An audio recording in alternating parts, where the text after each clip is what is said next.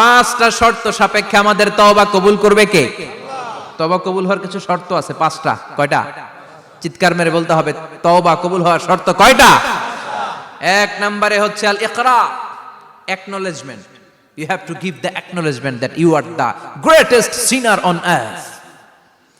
আপনাকে ঘোষণা দিতে হবে যে আপনি এই পৃথিবীর সবচেয়ে বড় পাপী। এক নম্বর শর্ত, আপনি বলেন যে আল্লাহ, আমার চেয়ে বড় পাপী নাই, আকাশের নিচে জমিনের উপরে আমি সবচেয়ে বড় পাপী, এমন কোন পাপ নাই যেটা আমি করি নাই, ঠিক কিনা? এক নম্বরে পাপের ঘোষণা দেন। দুই নম্বরে আন্নাদাম, নাদাম মানে repentance. You have to be repentant for what you have done. আপনাকে অনুতপ্ত হতে হবে, চোখের পানি ছাড়তে হবে। আল্লাহ, আমি লজ্জিত, আল্লাহ আমি নাদান, আমি পিশাচ, আমারে মাফ করে দাও। তার মানে স্বীকার গেলেন কি অন্যায় করেছেন। দুই নম্বরে আপনি অনুতপ্ত হলেন। তিন নম্বরে স্টপ, যেই পাপ করতেছিলেন ওইটা থামান। Stop what you have done, যেটা করতেছিলেন আগে থামান।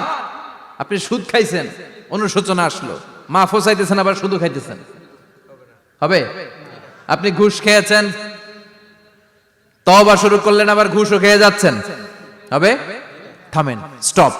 তিনটা গেল। চার number, to hate what you have done, ঘৃণা করতে হবে। যেই পাপটা করেছেন মন থেকে, ওই পাপটাকে ঘৃণা করতে হবে। পাঁচ নাম্বার শর্ত হচ্ছে to determine that you never repeat this sin again in your life.